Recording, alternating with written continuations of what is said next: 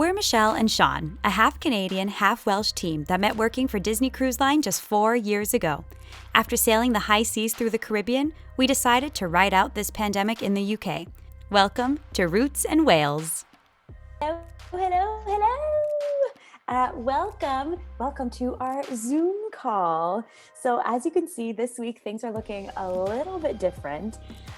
Since we started the vlog, Shaun and I have pretty much always been together either in the UK and in Canada, so it might look like the norm is being together, but we've actually been together for just over 4.5 years-ish about, and I would say that the majority of that time we were apart.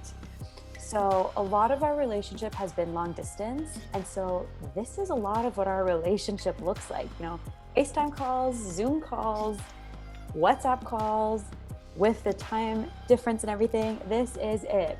So today we wanted to take you on our call with us because we're going to show you some pretty cool things on the Zoom call.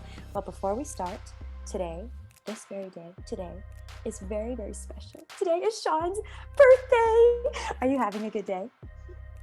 Yeah, it's not going too bad. Can't complain. It's still lockdown, so I can't really do much. So I know we've talked a lot about how we want to get a new van, and really the delay with this has only been because we're struggling to find the perfect van. A van is very expensive, and often people want to buy secondhand, but you don't want to buy something that has so many problems that the repair costs are going to end up being more than what you paid for the van.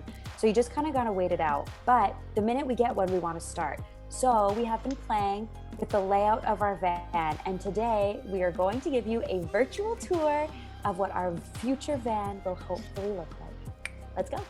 So we're using a piece of 3D software that I found online. I think it's called Van Space, but I'm not sure. I'll link it down below. So we are after a Mercedes Sprinter long wheelbase. So here is what the van, in our eyes, should look like. So we're going to take you through step by step, starting from the beginning. So this is the bare shell. Hopefully you can see my mouse. I'm going to put a wooden bulkhead wall in here with a hatch in it, so that if we need to, for whatever reason, we can get into the cab.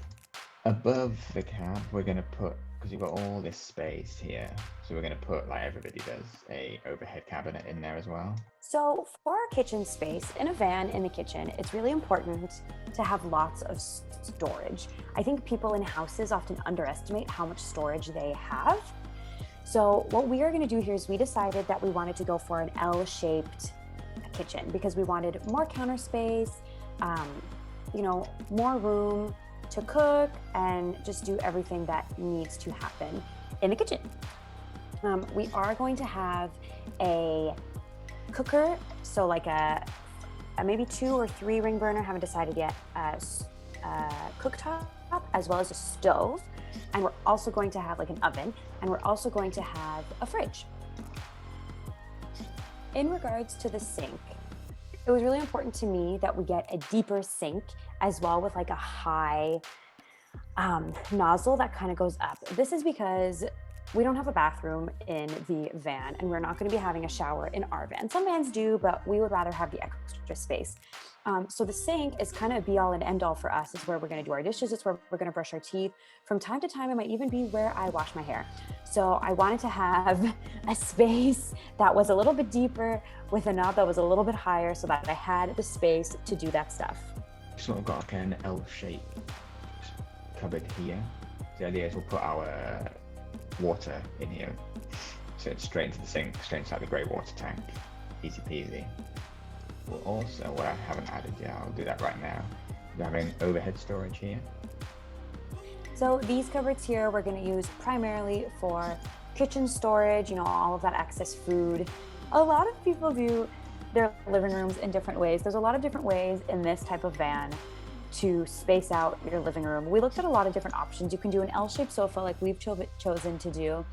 You can do a U shape where the sofa continues on that second side. You can also do what I like to call a train style sofa, which is basically just if you have the cushions like on the two sides like this, and then you can walk through the middle. So what I'm sliding in now is we're having a table that is going to, when we're not using it, be essentially a large drawer that will slide under the bed. And then when we are using it, it's just going to slide out like this. Underneath the sofa is one side's probably going to be our diesel heater and probably some other of the electrics. And under probably the long one will be extra food storage, extra clothes storage, just extra storage in general, really. So there's a couple different ways you could do the bed. Well, there's really only two ways you could do the bed. You could have it, the mattress going the length of the van so that you're sleeping like towards the back door, or you can have it turned 90 degrees so that you're sleeping across the van. Shaun and I both really like having like a little shelf on our sides of the bed to keep like our phones, water bottle. I always keep my Kindle next to the bed because I often read before falling asleep, things like that. So we have decided to keep the bed going the length of the van. It takes up a little bit more room, but not really enough to make a huge difference. So that's what we decided on. The bed is also elevated. Shaun mentioned a garage earlier. The idea is that your bed is a little bit higher up so that when you're in the back of the van and you open the double doors at the back of the van, you have a bit of like a garage space, storage space. A lot of like the mechanical, technical things are gonna live under there that I know nothing about. And that is a bit of the garage area. Now Shaun is bringing in even more cupboards on the top. But in here we'll put all of our clothes, probably some toiletries, all the stuff that you would normally find in like your bedroom storage. And we'll go in there and we'll each have our own side. This is also something that we really want to do. So when we lived on the ship, we totally stole this idea from Disney Cruise Line. Well, I'm sure most cruise lines do this, but when you're in a cabin, the guest staterooms, they're pretty tiny. And they have this super, super, super thick curtain that lives in between the bed and then like the rest of the space. We really loved that because often Shaun had to get up earlier than me. And so he would just shut that curtain and it deadens a lot of the sound and also the light. If someone else is like up and moving around, it just kind of divides the space. We've mentioned before that in our van, we want to make sure we have a little space to record for me to do self-tapes and whatnot. The space closer to the door, when the door is shut, like the side door to get into the van, when that door is shut, we're going to want to put little rings so that we can hang up like a sheet or a curtain or something to create more of a neutral background. That just about wraps up our van tour. Hopefully, in the not too distant future, this will become a real thing, not just on a computer. So yeah, thanks for coming along. I just wanted to take a really quick second and plug something that has become super, super important to me in the past few weeks. I have been working on this show. It is called WYRD, and it is about a local radio station and all of the weirdos that work there. This show is being put on by Virtual Venue Theatricals. This is a company that is doing some amazing things. They have taken this new concept of recording and filming a show online over Zoom and have made it into something where you watch it and you actually feel like all the characters are in the same room. It's really amazing. It's become really interactive and a really great time.